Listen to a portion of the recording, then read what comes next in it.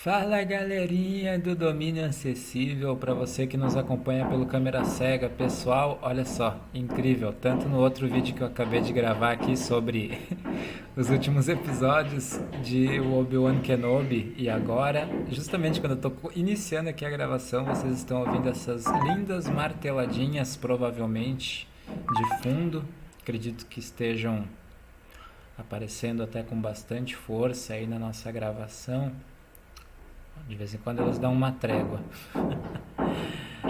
Mas daqui a pouquinho haverá uma trégua já. Eu peço mil perdões por isso, galera, mas estejam certos. Tenham a certeza de que. é, Vejam bem.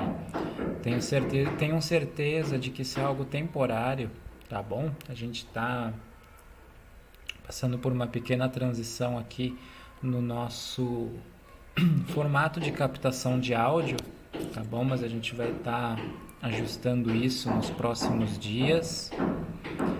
E justamente durante essa transição, o pessoal iniciou uma reforma aqui no apartamento do prédio, no qual Vanessa e eu residimos, né? Nós que somos os fundadores aqui do canal Domínio Acessível, do grupo Domínio Acessível, para você que está nos acompanhando eventualmente agora, pela primeira vez, caindo de bandeja aqui. Mas nos próximos dias a gente já vai estar adequando essa parte técnica e estes barulhos não estarão mais nos perturbando, tá bom? Mas eu não queria mais adiar é, esse bate-papo bem, né, um caráter bem informal até, para debater aqui com vocês a primeira temporada de Resident Evil, um conteúdinho de teor bem caseiro mesmo, inclusive outro teste que nós estamos fazendo aqui nessa nossa transição diz respeito ao programa de captação de vídeo. Então, caso esse nosso teste não saia como o esperado, talvez você escute este episódio e também o episódio sobre os últimos episódios de Obi-Wan Kenobi, os 3 últimos capítulos. Você esteja me ouvindo e não me vendo, caso a captação não saia como esperado, tá bom, galera? A gente está aqui fazendo testes, né, de foco, de iluminação. Então, caso não fique bacana, né, o vídeo aqui na gravação, a visualização, eu vou estar subindo só o áudio sem o vídeo, tá bom? Mas caso isso aconteça, a gente vai estar já adequando nas próximas publicações para que, se você é uma pessoa sem deficiência visual, você consiga estar me enxergando a Vanessa quando ela participar aqui dos nossos comentários e críticas também, tá bom? Eita, nós, olha aí as marteladas. E uma outra novidade, galera, eu falei um pouquinho sobre isso também no começo do episódio sobre os 3 últimos capítulos de Obi-Wan Kenobi, é o lançamento do nosso blog, né? A gente vai estar incorporando nossas críticas ao blog, ampliando nosso escopo de conteúdos, então a gente está muito animados. A gente pede então essa paciência de vocês, só mais um pouquinho de paciência nessa nossa transição, mas prometo que vai valer a pena, né? Já estamos aqui colocando pendências em dia. Acabei de gravar os comentários sobre Obi-Wan Kenobi, né? Os capítulos que estavam pendentes. Agora aqui falando da série Resident Evil. Ainda fazendo os últimos ajustes aqui na nossa parte técnica para que você tenha uma experiência bem bacana, inclusive auditiva. Continue tendo, né? O mínimo quando a gente pensa em um conteúdo que também estará disponível em plataformas de podcast. Então não se preocupe que a gente vai estar fazendo essas adequações nos próximos dias, beleza? E tendo novidades, inclusive o lançamento do blog. Eu falo um pouquinho mais sobre isso no comecinho, né, do episódio sobre os últimos capítulos de Obi-Wan Kenobi. Então, não tenho interesse em saber sobre o Obi-Wan Kenobi, mas quero saber das novidades. Então, acessa ali, né, o capítulo, escute o comecinho apenas, onde eu falo um pouquinho mais detidamente sobre o que está por vir aí no nosso blog. E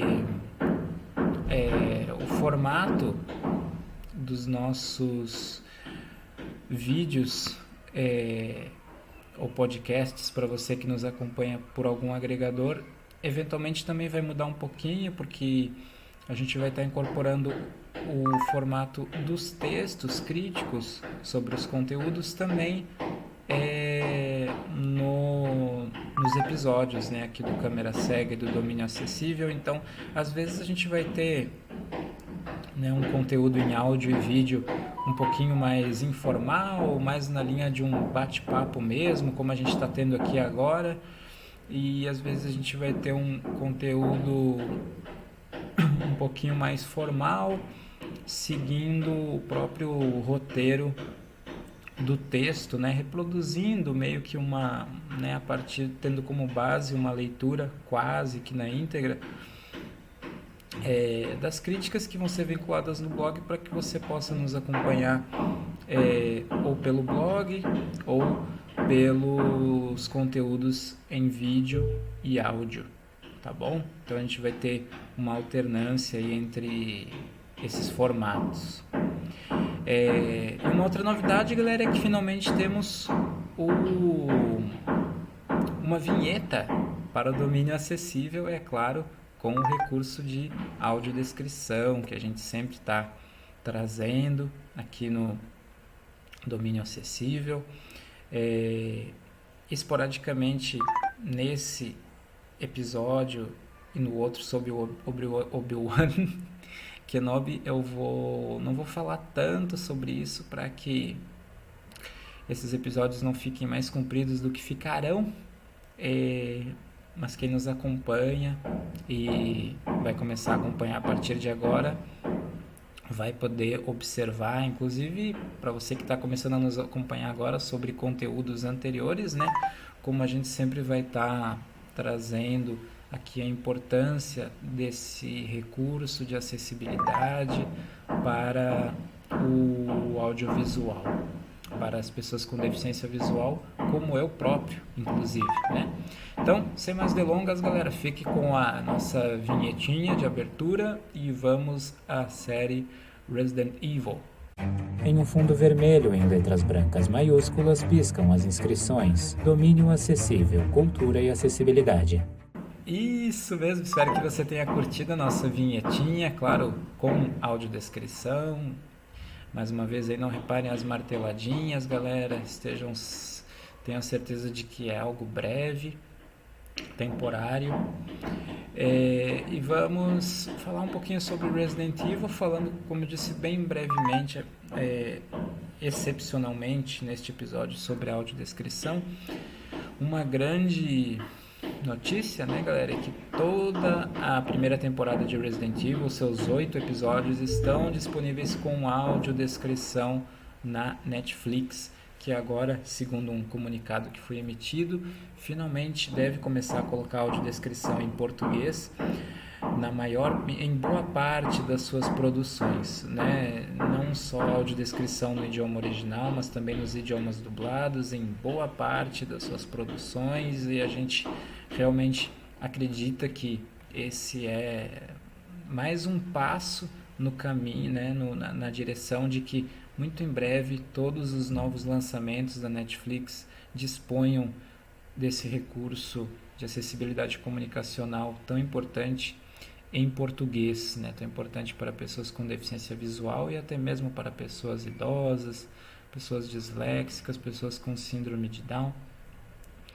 E eu quero também até pedir desculpas aqui não só a vocês pela demora em falar dessa primeira temporada, galera, mas também desculpas à Netflix, porque na verdade eles nos disponibilizaram uma prévia da primeira temporada.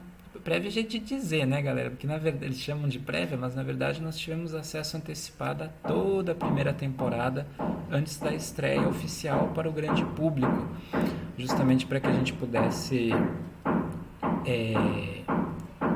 falar o que esperar, sem spoilers, naturalmente, da primeira temporada antes da estreia. Só que nós tivemos alguns imprevistos de ordem técnica, galera. Para quem não sabe, nós produzimos também audiodescrição. Nova conteúdo, notificação de WhatsApp. olha aí, ó. Agora o meu Modo de fala é desligado. WhatsApp, celular interferindo aqui na gravação. Eita, aquela coisa, galera. Vamos lá. Temporário, galerinha, temporário, não reparem. Já silenciei aqui, fique quietinho, celular, WhatsApp web. Vamos lá. Então, galera, a gente teve alguns imprevistos de ordem técnica. Primeiro, por estarmos fazendo essa transição aqui, né, no nosso formato de gravação, de captação de áudio, né, ainda estamos terminando esse processo, justamente nesse período começou a reforma aqui, e a gente teve que resolver um imprevisto na entrega também de um conteúdo com acessibilidade para um dos nossos clientes. Nós produzimos também audiodescrição, inclusive colocamos amostras do nosso trabalho aqui no canal do Domínio Acessível, e isso acabou atrasando, né, mais do que a gente gostaria, os nossos comentários sobre Resident Evil. Então a gente não conseguiu falar a respeito da produção antes da estreia, mas a gente faz questão de estar falando aqui agora sobre a série, até para dar essa devolutiva para a Netflix e para que a gente possa continuar recebendo essas prévias e trazendo um conteúdo bem exclusivo, bem bacana aqui para vocês, do Domínio Acessível, tá bom? Então, dito isso, dada a grande, né, compartilhando essa boa nova muito boa de que os episódios estão disponíveis com audiodescrição, vamos falar das minhas impressões a partir da primeira temporada, né? E eu quero trazer esse bate-papo, né, abrir essa conversa. Eu digo conversa, diálogo, porque eu quero muito que vocês interajam, né, comigo nos comentários, falem do que vocês concordam ou discordam parcialmente ou plenamente, porque como a série já foi lançada, né, há alguns dias, galera, tem surgido comentários já, críticas, inclusive sobre essa primeira temporada, e eu queria nortear, basear a minha conversa, as minhas impressões sobre essa primeira temporada, tendo como base, inclusive, esses comentários, né, alguns desses comentários, críticas que têm surgido. Tentar falar aqui, né, de uma forma bem breve também, para esse nosso vídeo não ficar muito longo, tendo em vista que eu precisava dar essas atualizações para vocês, né, em relação a essa nossa transição, mas trazer aqui, tentar agora, né, trazer esse panorama bem objetivo e bem claro a partir, né, das minhas impressões. Então vamos lá, tomando por base esses comentários, críticas que têm saído, o que eu acho importante a gente levar em conta quando a gente fala de narrativa, de storytelling. Um aspecto que é sempre bem importante é como que essa narrativa é divulgada antes do lançamento, como que é feito o marketing, né? A propaganda em cima dessa produção, dessa narrativa que vai ser iniciada, lançada, né? Que já é uma narrativa, uma forma de narrativa por si só, esse marketing, né? Que pode dialogar de forma condizente com a história em si ou não. E eu acho que esse foi um dos problemas envolvendo a série Resident Evil, a primeira temporada, né? Porque com a divulgação que se fez, eita, marteladinhas. Então, vamos lá. Deu-se a entender, galera, com essa divulgação, que a série, ela recriaria, pelo menos em certa medida, com mais intensidade, eventos dos jogos, né, da franquia, em especial aí dos primeiros jogos, né, envolvendo Raccoon City. Mas o que acontece é que a série, a narrativa, ela bebe do cânone, ela referencia ela alude a eventos dos jogos, mas ela desenvolve uma história própria, paralela, né, dialogando, referenciando, colocando easter eggs, né, ligados à franquia de jogos. E só que com o marketing que foi feito, não foi isso que se deu a entender, inclusive para os fãs dos jogos. Então, quando essa expectativa foi frustrada, isso já impactou a experiência de quem esperava ver uma coisa e viu outra. E dito isso, a gente precisa entender que existe uma diferença entre uma narrativa que existe uma diferença entre a narrativa que nós gostaríamos de ver e a narrativa que apresenta uma determinada proposta e, a partir das escolhas que ela faz ao longo do seu desenvolvimento, ela é nada, pouco ou muito condizente com essas escolhas. Elas são nada, pouco ou muito condizentes com essa proposta. Então, só porque a gente interage com uma narrativa que não necessariamente dialoga muito com a nossa predileção pessoal, a gente precisa, à medida do possível, tentar analisar de um ponto de vista mais técnico, quando a gente quer emitir impressões a respeito desse conteúdo que englobem diferentes visões, né? Diferentes que envolvem a experiência, que dialoguem com a experiência pessoal de cada um a partir dessa narrativa, né? Então, quando a gente busca uma análise mais técnica, a gente tem que tentar buscar um parecer que tente se equilibrar, se justapor da melhor forma possível justamente as expectativas pessoais. Então, que ela sirva como uma base, né, para a pessoa até ler aquilo, ou ouvir o comentário, ou ler a crítica, e ela pensar, poxa, por exemplo, para uma pessoa que curte mais uma narrativa de teor adolescente, para um adolescente, ou para uma pessoa que não conhece tão bem os jogos, talvez essa narrativa aqui ela seja mais interessante.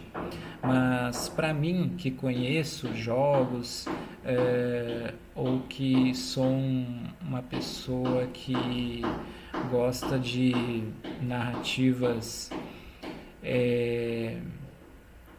de teor mais psicológico, não tão gráfico, talvez não seja o tipo de narrativa que vai me contemplar.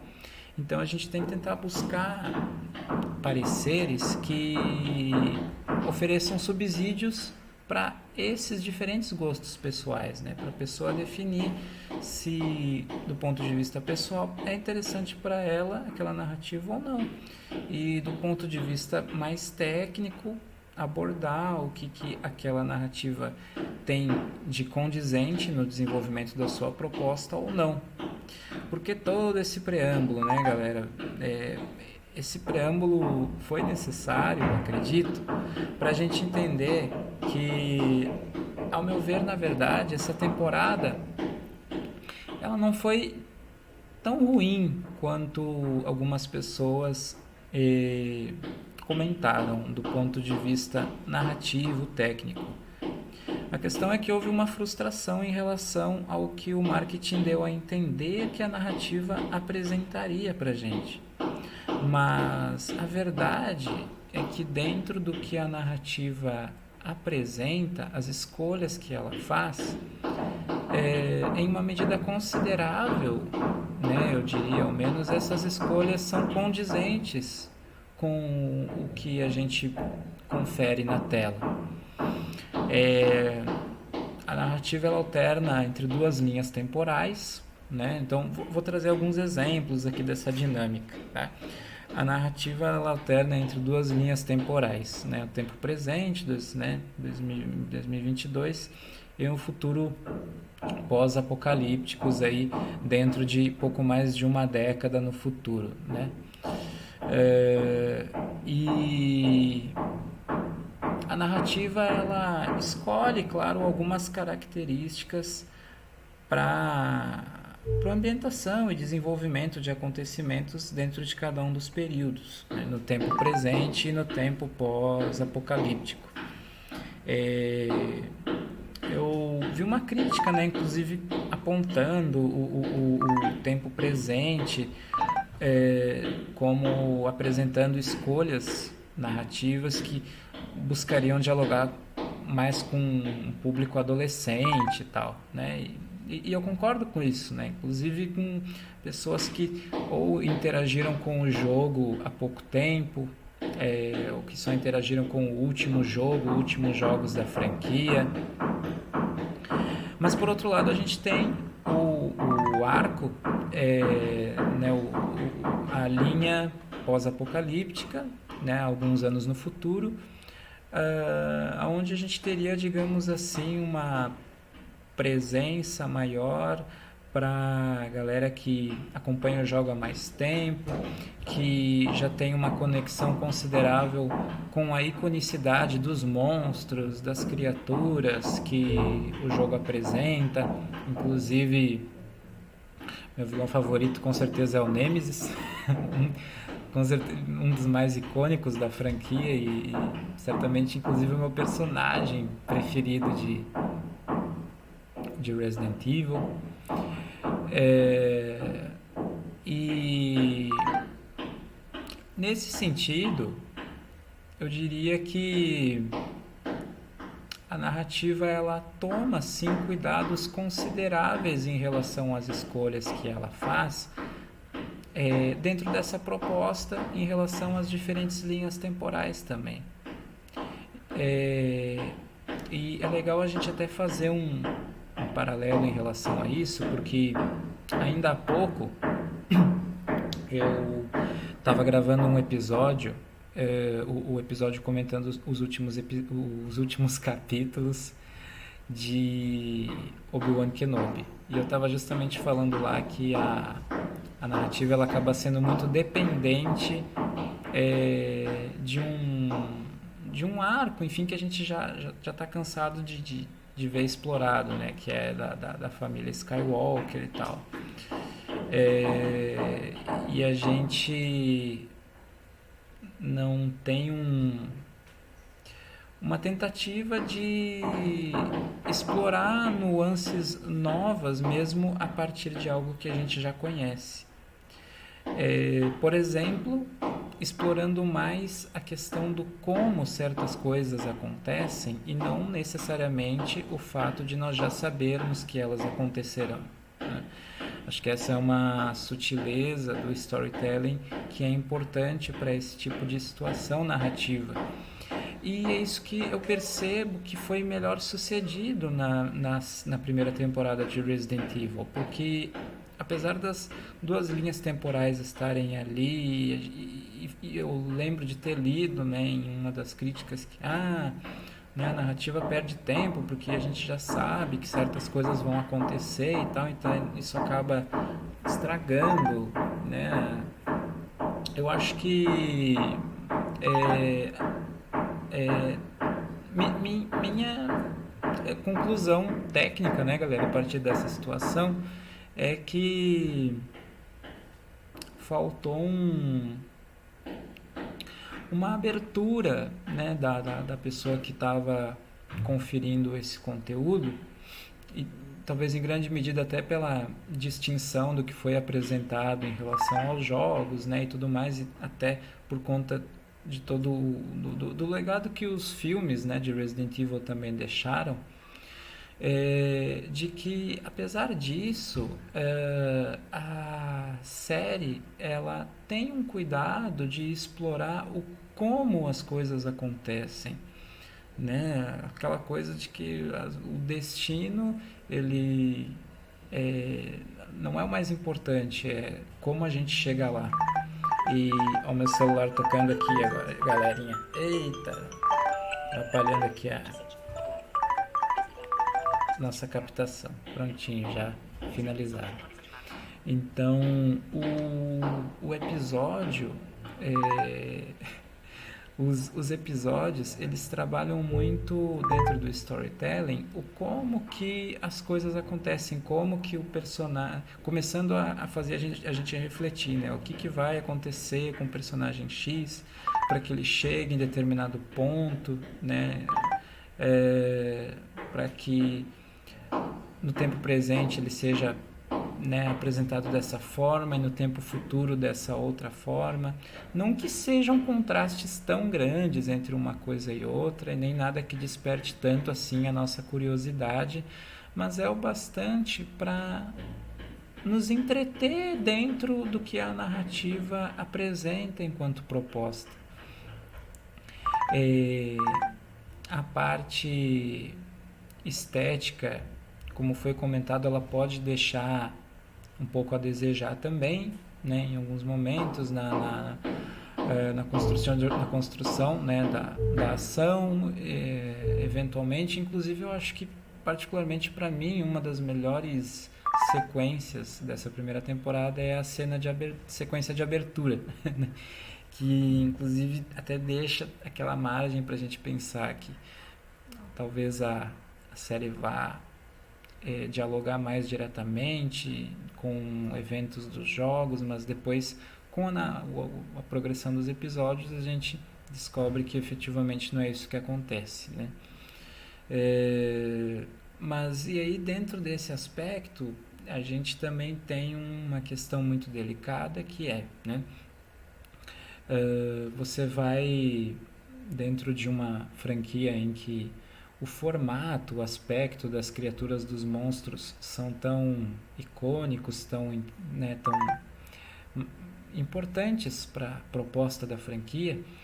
Em uma série, né, você vai mostrar bastante as criaturas, né, expondo ali o digital, tendo que investir mais para isso, né, envolvendo orçamento, ou você vai mostrar pouco essas criaturas, né, evocando um terror mais psicológico, e aí possivelmente recebendo reclamações por parte dos fãs que gostariam de ver mais as criaturas por conta dos jogos, né? Então, todos esses prós e contras a gente tem que levar em conta, eu acho, no momento de avaliar o que a Netflix nos apresentou nessa primeira temporada. A grande questão é, eles poderiam ter escolhido uma narrativa mais interessante, né? Com certeza existiriam muitas outras escolhas de caminho narrativo que eles poderiam ter escolhido para dialogar com a franquia de Resident Evil, mas dentro da escolha que eles fizeram, dentro da proposta, né, melhor dizendo, eles poderiam nos ter apresentado inúmeras propostas, né? Mas dentro da proposta que eles apresentaram, as escolhas que são feitas ao longo dessa narrativa, elas são em grande medida condizentes com essa proposta, com esse formato que nos é apresentado. Inclusive deixando margem para que algumas coisas sejam apresentadas, eu acredito, até de forma mais impactantes na segunda temporada. Algumas coisas eles parecem não querer gastar uma certa munição, digamos assim, antes da hora. Em grandes medidas eu vi muito essa primeira temporada como uma espécie de preparação para elementos que eles optaram por deixar, né, para a segunda temporada, inclusive a inserção de uma criatura, de um monstro, que a gente vê aí, sem entrar muito em spoilers, né, galera, demasiados, mas que a gente vê no final da temporada e que talvez eles tentem emplacar aí com força na segunda temporada. Se eles vão ser bem sucedidos ao nível de tornar um personagem tão icônico quanto o Nemesis, já são outros 500, né, galera? De forma alguma posso afirmar isso, mas a gente percebe que dentro dessa proposta, mais uma vez, parece existir um plano, um planejamento dos roteiristas, né, da produção nesse sentido. Então vocês podem ver que eu nem entrei aqui muito no mérito de ficar nomeando personagens, porque eu queria trazer mais um bate-papo acerca da tecnicidade das escolhas técnicas, né, dentro da proposta desse formato de narrativa que nos é apresentado, né? Porque, né, os episódios já saíram há alguns dias, vocês devem estar, muitos de vocês, né, recebendo já vários comentários, já devem estar assistindo aos episódios. Então, em respeito a esse público, né, realmente não vou, né, também entrar em mais detalhes, em respeito a quem porventura ainda não conferiu aos episódios, né? Queria trazer mais um bate-papo a partir desses comentários que têm surgido a partir dessa primeira temporada. Então, resumo, né, galera, o que eu quero dizer com tudo isso, resumindo em poucas palavras, que dentro dessa lógica eu não achei essa primeira temporada ruim, eu achei ela regular, né? Achei ela ok. E por isso que a minha nota para essa primeira temporada serão 3 estrelinhas de 5 para Resident Evil, a série, os 8 primeiros episódios aí que compõem a primeira temporada. E acho que com o final eles deixam margem, inclusive, para que um amadurecimento dessa proposta possa ocorrer na segunda temporada, e a partir desse amadurecimento eles possam desenvolver, né, a temporada de uma forma ainda mais condizente do que a gente teve na primeira temporada, e com uma proposta mais amadurecida também nesse sentido, né? Para que a gente tenha também escolhas ainda mais condizentes do que tivemos nessa primeira temporada, a partir de uma proposta também ainda mais amadurecida em relação ao formato narrativo. Beleza, galera? Então, essas são minhas ponderações, minhas reflexões a respeito da primeira temporada de Resident Evil. Interaja comigo nos comentários, como eu disse, compartilhe suas impressões. E continue nos acompanhando, seja pelo canal, pelo seu agregador de podcast preferido. Nos próximos dias estaremos também lançando o nosso blog, Então vem muita coisa bacana por aí nos próximos, nos próximos dias também estaremos, enfim, falando de Sandman, estreia muito aguardada da Netflix. Vai estar sendo um prazer conversar com vocês também sobre essa produção tão aguardada, beleza, pessoal? Um abracéfilo, aquele abraço cinéfilo!